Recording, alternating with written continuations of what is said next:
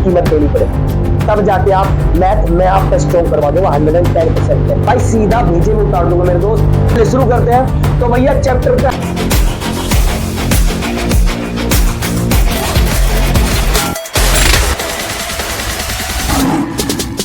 Hello मेरे प्यारे लाल, क्या हाल चाल है भाई? एकदम मस्त होंगे और बिंदास होंगे। तो भाई वेलकम है इस YouTube चैनल पे, जिसमें आज हम कवर करेंगे चैप्टर नंबर 1 और मैथ्स की पहली क्लास है। आज आपका पहला लेक्चर है, जिसमें हम आज सारे के सारे एग्जांपल्स कवर कर लेंगे और संख्याओं से संबंधित सारे कंसेप्ट क्लियर कर लेंगे। ठीक है, तो जीरो से पढ़ना है। जिसका मैथ्स कमजोर है, समझ नहीं आता, तो भाई सीधा भेजे में उतार दूंगा मेरे दोस्त। बस यहाँ पर थोड़ा सा आपको ध्यान देना है, थोड़ी सी कंसंट्रेट। ठीक है, तो पेन और कॉपी लेके बैठो और फटाफट नोट करना है। तो देरी न करते फटाफट क्लास को स्टार्ट करते हैं। यस और नो, क्लास स्टार्ट करें। चलिए बहुत बढ़िया। और 2025-26 के लिए यार हम आपको बोर्ड के लिए तैयार करने वाले हैं। डोंट वरी, आप बिल्कुल चिल रहो, बस हमारे साथ पढ़ाई करो। क्लियर है? चलिए शुरू करते हैं। तो भैया चैप्टर पहला है हमारा वास्तविक संख्या। क्या है हमारा? वास्तविक संख्या। तो वास्तविक संख्या के बारे में जानेंगे कि भाई वास्तविक संख्या आखिरकार है क्या। बिल्कुल जीरो से, टेंशन ना लो मेरे भाई। जितने भी बच्चे कमजोर है या कर भी रहे हैं, कोई दिक्कत नहीं है, इधर आराम से सेट होएगा। ठीक है ना? चलिए, तो मैं जो लिख रहा हूं सबसे पहले बहुत ध्यान से समझना। वास्तविक संख्या बेटा दो टाइप की होती है, ध्यान रखना। कितने टाइप की? 2 टाइप्स की। उन्हीं संख्याओं में वास्तविक संख्या और बाकी सारी संख्याएं आ जाती है। क्लियर है? और अगर मैं सिंपल भाषा में कहूं ना, तो सिंपल भाषा में गौर से, सिंपल भाषा में दुनिया में सभी संख्याएं वास्तविक संख्याएं होती है। आया समझ में? क्या क्लियर है ये बात? पक्का? यस लिखो। Yes sir. चलिए, दुनिया में, आई रिपीट, दुनिया में जितनी भी संख्याएं होती है बेटा, सारी की सारी वास्तविक यानी रियल नंबर्स होते हैं। क्लियर है? अब इसमें 2 चीज आ जाती है आपकी। क्या? एक तो बेटा आ जाती है परिमेय संख्या। क्या आ जाती है? परिमेय संख्या। बहुत ध्यान से करना है, आराम आराम से पढ़ाते चलो, क्योंकि अपने पास बहुत टाइम है ना।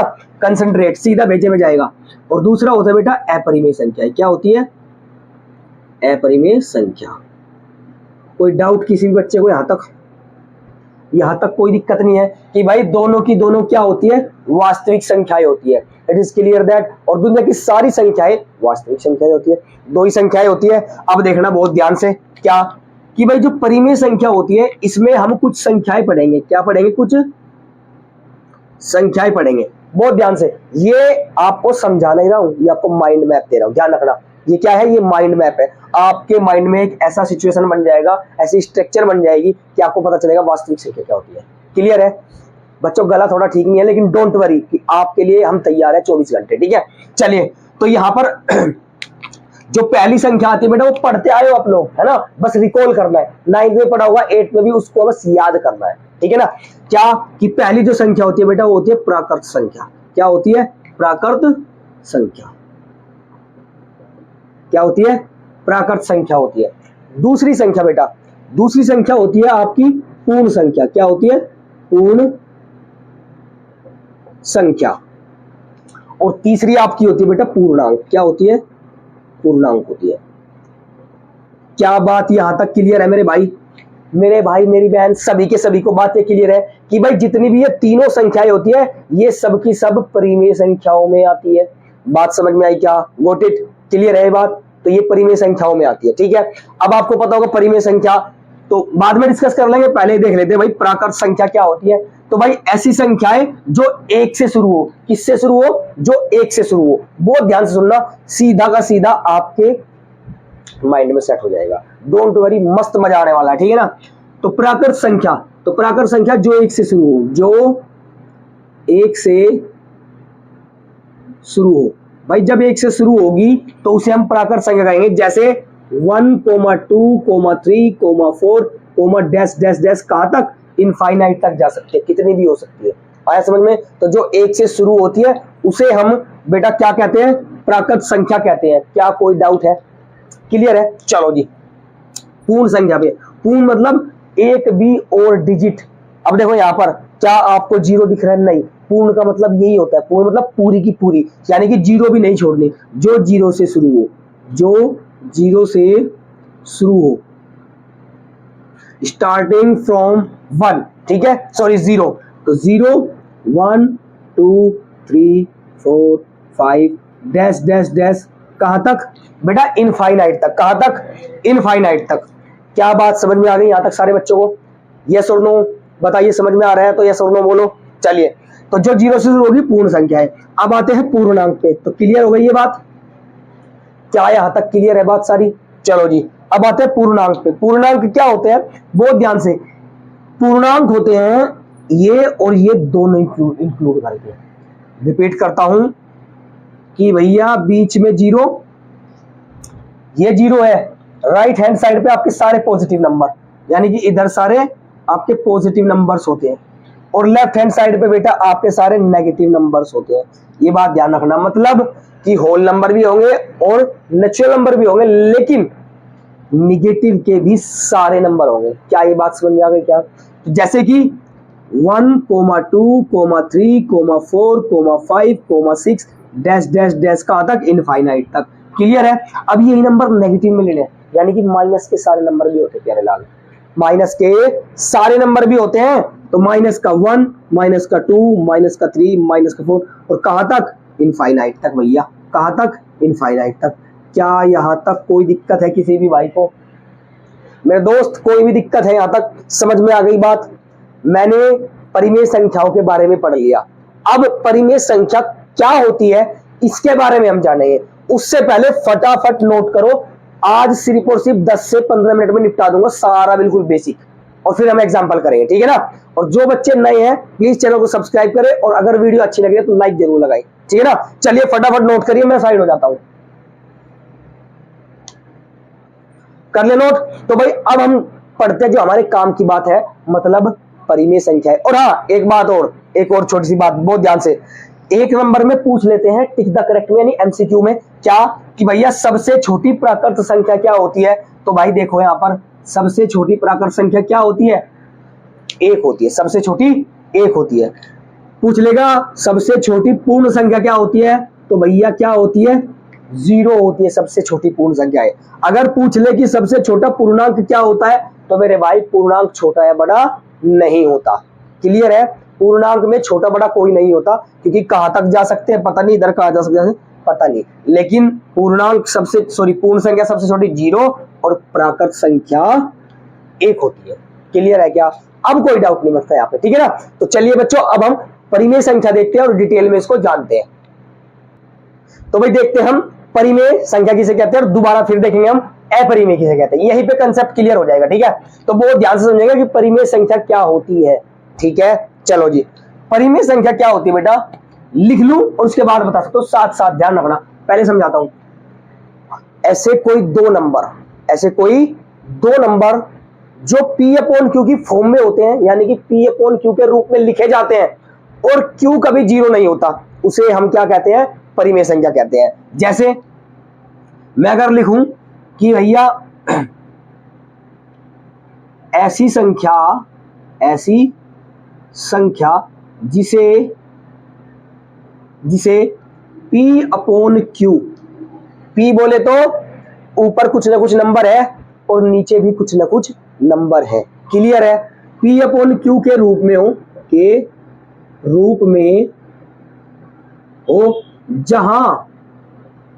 जहां P व Q पूर्णांक है तथा Q नॉट इक्वल्स टू 0। ये बात बहुत ज्यादा इंपोर्टेंसी रखती है भाई परिमेय संख्या में। क्या समझे? बहुत ध्यान से। दो नंबर, P भी कोई नंबर है क्योंकि पूर्णांक है, Q भी कोई नंबर है पूर्णांक है, यानी दो नंबर जो P अपॉन Q के रूप में हो, मतलब ऊपर और नीचे हो। सिंपल भाषा में समझो, ऊपर भी कोई नंबर नीचे भी कोई नंबर, यानी ऊपर और नीचे दोनों में अगर कोई नंबर है और नीचे कभी भी 0 नहीं होना चाहिए। बस ये ध्यान रखना है कि नीचे 0 नहीं होना चाहिए, वो हमारा क्या हो जाएगा? वो हमारी परिमेय संख्याएं हो जाएगी। क्लियर है क्या? ये बात समझ में आ गई? अभी बहुत ध्यान समझते हैं, एग्जांपल लेके समझाते हैं। देखिए उदाहरण लेते हैं भैया, उदाहरण देखिए, उदाहरण लेंगे, बहुत ध्यान से समझेंगे क्योंकि बेसिक है ना? जैसे 1/2 लिखा मैंने, क्या लिखा बेटा? 1/2। तो दिस इज द P, ये P है भाई, और ये क्या है मेरा? Q है। ये क्या है? मेरा Q है। कोई दिक्कत? अब चेक करो, क्या Q 0 है? क्या Q 0 है? नहीं ना मेरे भाई, Q 0 है क्या? नहीं है। तो इसका मतलब हम कह सकते हैं कि ये कैसी संख्या है? ये हमारी परिमेय संख्या है। समझ में आई?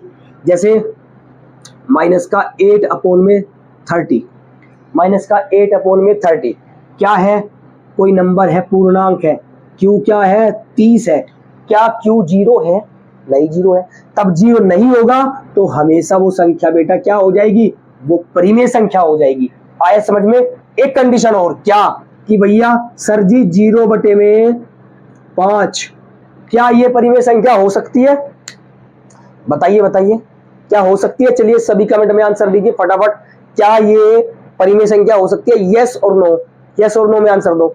ठीक है, चलिए बहुत बढ़िया। कंडीशन सर जी ये P है और ये Q है, क्या Q जीरो है, नहीं है जीरो। कंडीशन भैया P जीरो हो सकता है पर आपका Q जीरो नहीं होना चाहिए। ठीक है, तो इसीलिए ये भी क्या हो जाएगी हमारी, ये भी हमारी बेटा परिमेय संख्या हो जाएगी। क्या बात समझ में आई, क्या परिमेय संख्या क्लियर है। अब आपने कई बार परिमेय संख्याओं का जोड़ना, घटाना, मल्टीप्लाई और डिवाइड सीखा होगा पिछली क्लासों में, इसमें वही यूज करना है। देखो बेसिक अगर कंप्लीट है ना तो फिर चुटकियों में मैथ्स हो जाने वाला है। और मैं कह रहा हूं कि जो बच्चे नए हैं, जो अभी अभी जिसने स्टार्ट किया थोड़ा कमजोर है, वो बच्चे पांच चीज पक्की कर ले। क्या कि भाई एक तो आपका प्लस एकदम खतरनाक पक्का, दूसरा बेटा आपका माइनस एकदम स्ट्रॉन्ग बेहतरीन, तीसरा आपका मल्टीप्लाई गजब होना चाहिए, उससे भी गजब आपका डिवाइड एकदम बेहतरीन, और जो सबका गुरु जिसको मैं बोलता हूं कि वो तो आपको टिप्स पे होना चाहिए, उंगलियों पे होना चाहिए भाई साहब, वो होता है टेबल्स। क्या होता है, टेबल्स। तो पहाड़े आपके याद होने चाहिए किसी भी कीमत पर, चाहे कुछ भी कीमत देनी पड़े, तब जाके आप मैथ मैं आपका स्ट्रॉन्ग करवा दूंगा 110% गारंटी। क्लियर है, तो फटाफट इसको नोट करिए, फिर हम जानते हैं कि अपरिमेय, क्योंकि बहुत जल्दी और बहुत आराम से हमें चीजों को कवर करना है। क्लियर है, फटाफट उतारिए जल्दी बच्चों, जल्दी उतारो, स्क्रीनशॉट ले लिया करो। ठीक है, screenshot is the very best, तुम्हारे लिए टाइम भी बचेगा और बाद में आप आराम से कर भी पाओगे। राइट है, और लिंक आपको हर चीज का मिल जाएगा, और नोट डाउन भी किया करो। आपको इंस्टा कह रहा हूं, आपको उसका टेलीग्राम का ग्रुप भी मिल जाएगा, आप ज्वाइन करो और वहां से अपना जो है प्रैक्टिस की तैयारी करो, आपको नोट्स भी मिल जाएंगे। ठीक है ना, चलिए तो हम जो है अब अपरिमेय संख्या देखते हैं कि अपरिमेय संख्या क्या होगी। चलो बच्चों, तो बच्चों देखते हैं अपरिमेय संख्या है। ठीक है, बस कुछ नहीं है, परिमेय का उल्टा है। कैसे कि भाई परिमेय क्या होती है, जिसको हम P/Q के रूप में लिखे, इसको हम P/Q के रूप में नहीं लिख सकते। बात समझ में आई। अपरिमेय क्या होते हैं, जिसको हम परिमेय के P/Q के रूप में नहीं लिख सकते, उसे हम क्या कहते हैं बेटा, अपरिमेय कहते हैं। अब समझो, क्या ये इतना काफी होगा, नहीं, जो हमें इसमें चैप्टर में सीखना है, जो पढ़ना है, उस पे काम करते हैं। तो ध्यान से सुनो कि अपरिमेय क्या होती है। अपरिमेय हर वो संख्या होती है जो रूट में हो, अपरिमेय हर वो संख्या होती है जो रूट में हो, बट कंडीशन क्या है कि रूट में क्या हो भैया, not perfect square, not perfect square, मतलब रूट में हो पर पूर्ण वर्ग ना हो, पूर्ण वर्ग ना हो, बस ये सब की सब अपरिमेय संख्या होती है। बस इतना याद रखो, कोई दिक्कत वाली बात नहीं है। जैसे मैं लिख दूं यहां पर एग्जांपल के तौर पे, जैसे √2, √3, √5, √8, √12, √16। अब देखो ये किसका स्क्वायर है, नहीं है, तो अपरिमेय हो गया।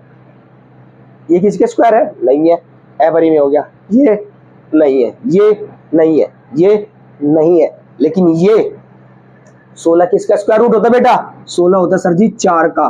तो भैया ये तो आपकी परिमेय संख्या हो जाएगी। आया समझ में।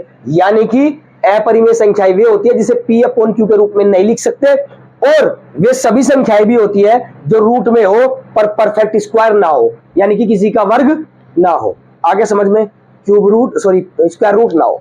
समझ में आई, क्लियर है ये बात। क्या आगे चला जाए, बस इतना ही था, है ना। अब जो है कुछ एग्जांपल देख लेते हैं, और वहां कुछ संख्याएं बची है वो भी मैं आपको साथ साथ बताते चलता हूं, बहुत ध्यान से। यहीं पे बता देता हूं, देखो यहीं पे बता देता हूं। एक तो होती है सम संख्या, क्या होती है बेटा, सम संख्याएं। पहली दूसरी होती है विषम संख्याएं, दूसरी होती है विषम संख्या। इनके बारे में इसलिए जानना जरूरी है क्योंकि आगे काम आएगी, ठीक है। तीसरी होती है आपकी अभाज्य संख्या, अभाज्य संख्या। और भाई चौथी जो होती है वो होती है बेटा सहअभाज्य, यहां लिख देता हूं सहअभाज्य।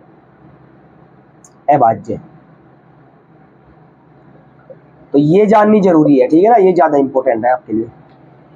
सहभाज्य संख्या क्या बोले तो ध्यान रखना, सहभाज्य संख्या वे संख्याएं होती है जिनका बेटा HCF 1 होता है केवल। आया समझ में? आई रिपीट, जिनका HCF सिर्फ और सिर्फ 1 हो वो ये भाज्य संख्याएं होती है। तो हम लिख लेते हैं यहां पे HCF बराबर 1, HCF बराबर 1, ये फिक्स है। अगर कोई संख्याएं अभाज्य है तो कंडीशन ये है कि भाई उनका HCF हमेशा क्या होगा? 1 होगा, 1 के अलावा कोई नहीं होगा। क्लियर है? समझ में आ गई? नोट करते चलना साथ साथ। सम संख्या बेटा वे होती है जो 2 से डिवाइड हो जाए। सिंपल, जो 2 से डिवाइड हो जाए वो सम संख्या है, ठीक है। जो 2 से डिवाइड हो जाए, तो लिख देता हूं 2 से डिवाइड हो जाए। जो 2 से डिवाइड हो जाए उसे हम क्या कहते हैं? उसे हम सम संख्या कहते हैं। विषम क्या होती है? जो 2 से डिवाइड ना हो, उल्टा है, जो 2 से विभाजित, है ना, डिवाइड को विभाजित बोलते हैं, विभाजित ना हो। जो 2 से विभाजित नहीं होती उन्हें विषम संख्या कहते हैं, जो 2 से हो जाती है उन्हें सम संख्या कहते हैं। क्या ये बात समझ में आ गई? अभाज्य संख्याएं क्या होती है सर जी? तो बहुत ध्यान समझो भाई अभाज्य संख्या के बारे में।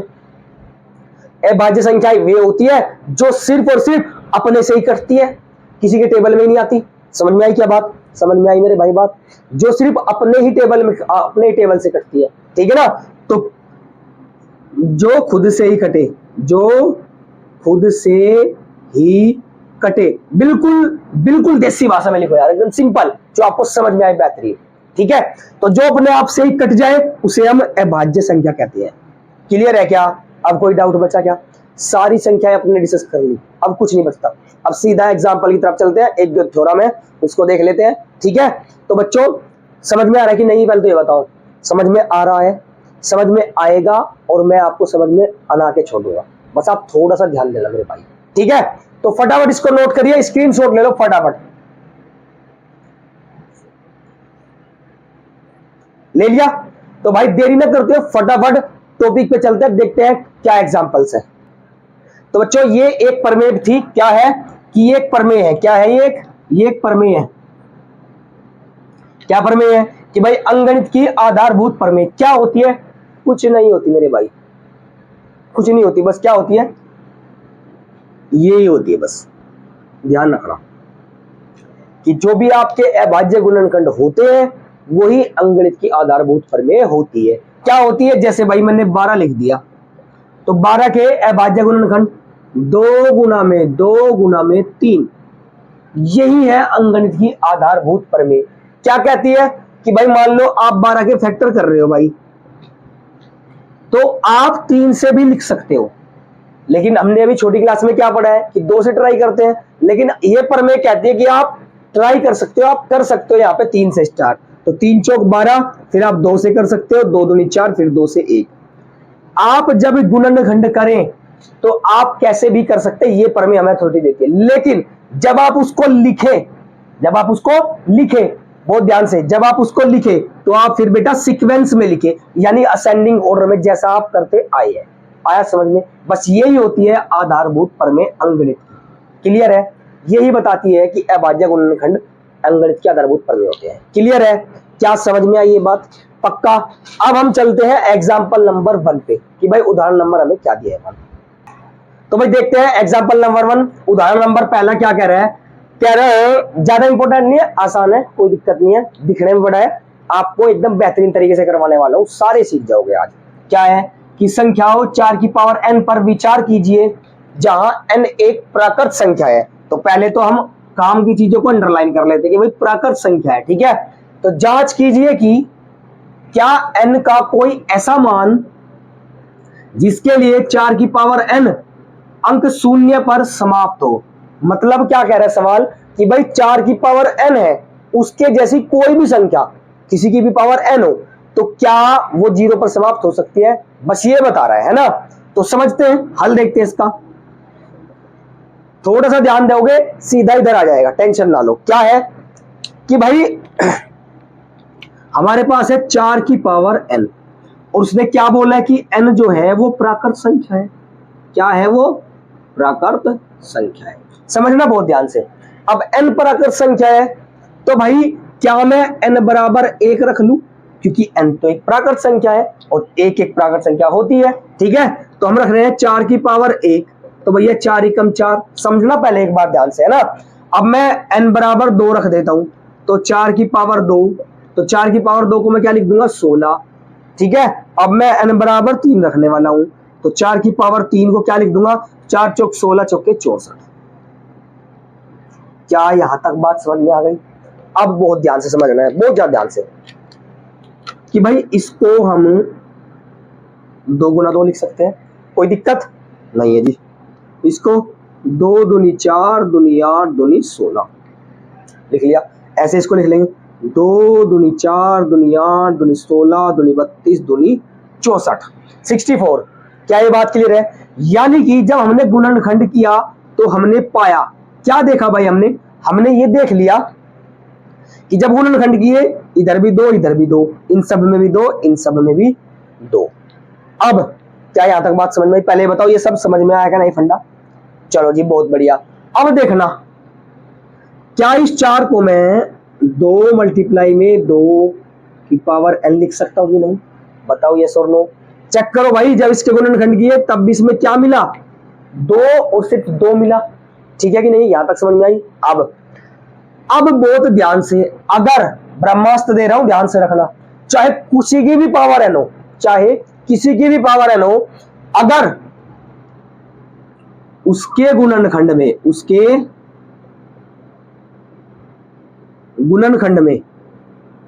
2 व 5, क्या बोला? 2 या फिर 5, या फिर नहीं 2 व 5 दोनों, 2 व 5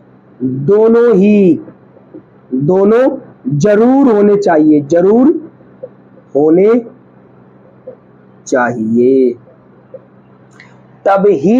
तभी वो संख्या 0 पर समाप्त हो सकती है, अन्यथा कभी भी नहीं होगी मेरे भाई। क्या बात समझ में आ गई? क्या क्लियर है फंडा?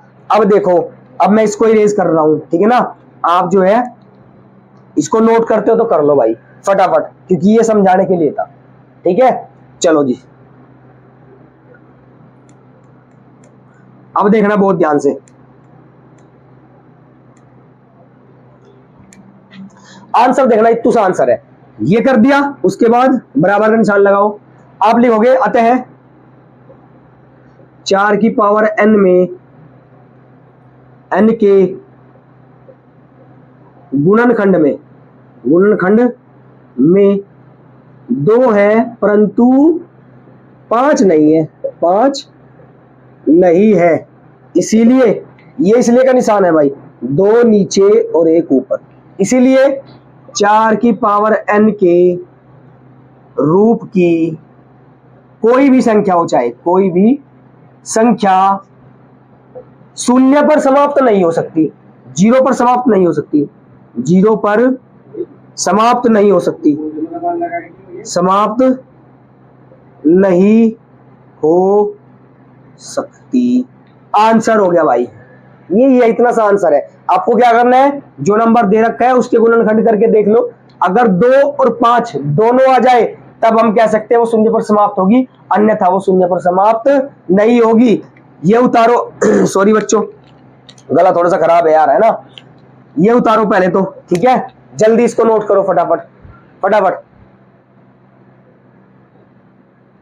और ये जरूर नोट कर लेना भाई, this is the very very important, ये काम की चीज है कि 2 और 5 दोनों होने चाहिए।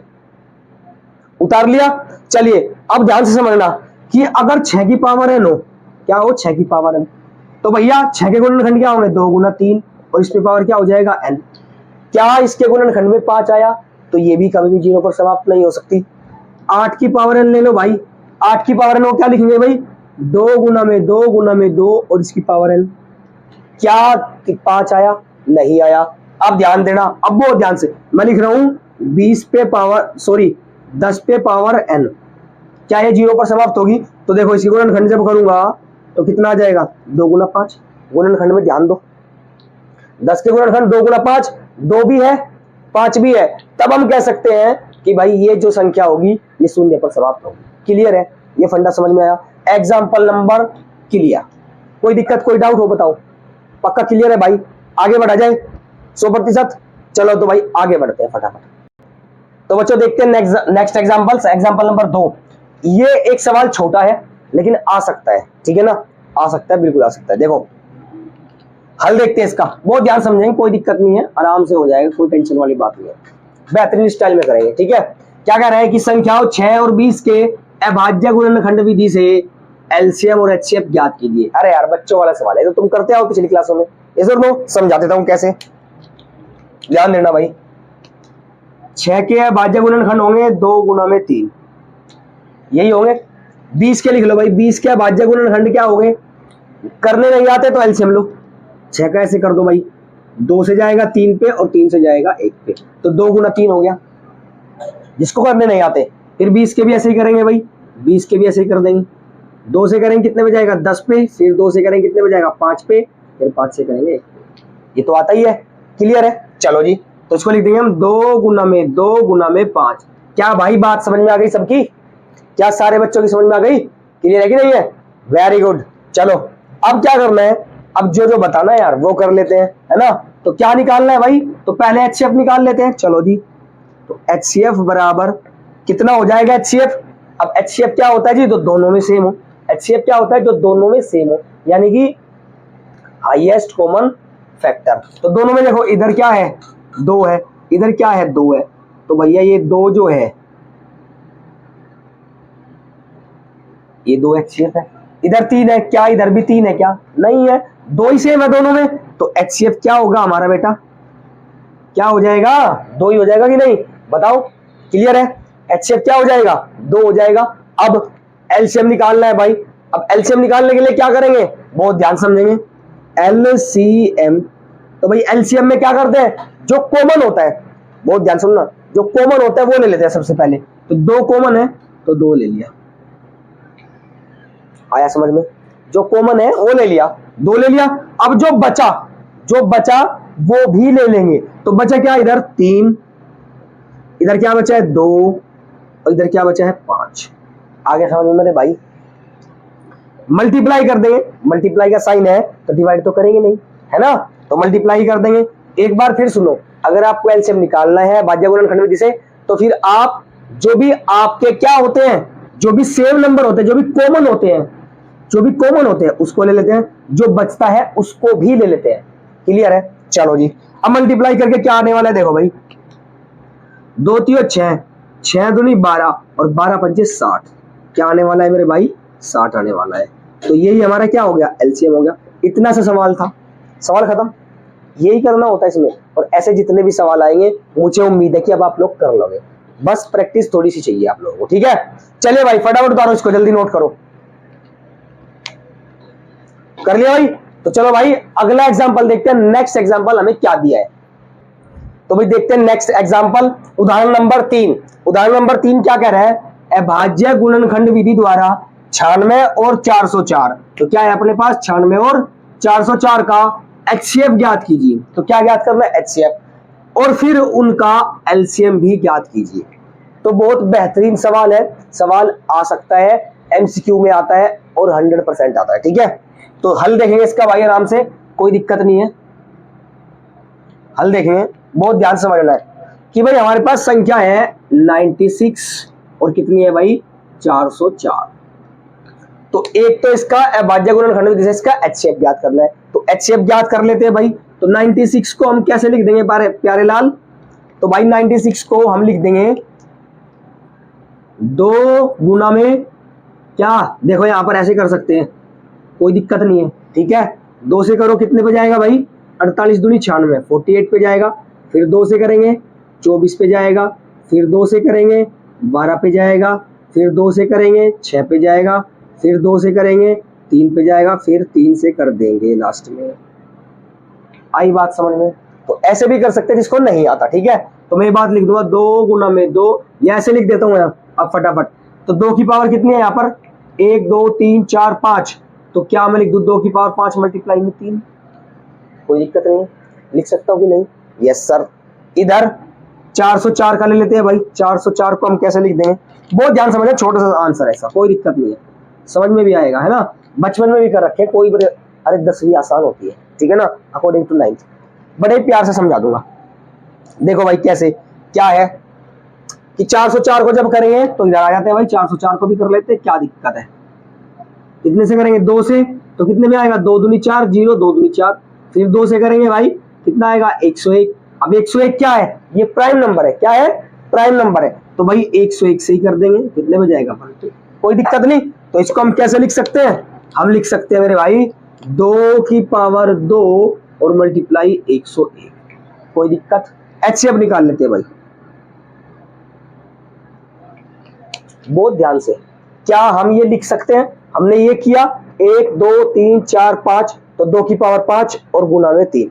ऐसे ही हमने ये किया 2 की पावर 2 और गुना में 101। कोई दिक्कत? एचसीएफ निकालने का फॉर्मूला बताया था कि भाई जो दोनों में सेम होगा वो होगा। अब देखो 2 की पावर 2 इसमें भी है, 2 की पावर 2 इसमें भी है, तो भाई क्या मैं 2 की पावर 2 लिख दूं? देखो 2 की पावर 2 इसमें भी, 2 की पावर 2 इसमें भी, या फिर 1 2 ये रहा, 1 2 ये रहा, 1 2 ये रहा, 1 2 ये रहा। ऐसे भी कर सकते हो 2 गुना में 2। तो कितना हो जाएगा भैया? तो एचसीएफ कितना आ जाएगा मेरे प्यारे भाई? 2 का स्क्वायर 4। कितना आ जाएगा? 4। क्या बात समझ में आ गई? क्या यहां तक कोई दिक्कत है क्या मेरे भाई? देखो ना 2 की पावर 2 कितना होता है? आंसर 4 होता है। तो मैं क्या दूंगा भैया? एचसीएफ कितना आ गया? 4 आ गया। क्या यहां तक कोई दिक्कत है? नहीं दिक्कत है। चलिए इसको उतारना, उतारो फटाफट जल्दी। चलो जी, अब मैं क्या करूंगा? अब इसका एलसीएम निकालूंगा। और बेटा एक फॉर्मूला होता है, वो फॉर्मूला आपको याद करना है, ठीक है ना, वो आपको अच्छे से याद होना चाहिए। क्लियर है कि नहीं है? चलो जी, क्या होता है बहुत ध्यान से कि n1 मल्टीप्लाई बाई n2 बराबर n1 मल्टीप्लाई बाई n2 बराबर HCF इंटू में LCM। ये आपका फॉर्मूला बिल्कुल बढ़िया, अच्छे से आपको याद होना ही चाहिए, ठीक है। अब n1 क्या है भाई? n1 है आपका बेटा नंबर 1, यानी संख्या 1, संख्या पहली, या पहली संख्या से लिख लो ना, पहली संख्या। और n2 क्या है बेटा? दूसरी संख्या। क्या है? दूसरी संख्या। समझ में आई बात? तो n1 पहली संख्या और n2 दूसरी संख्या। HCF आपको पता ही क्या होता है, LCM भी पता है। क्लियर है?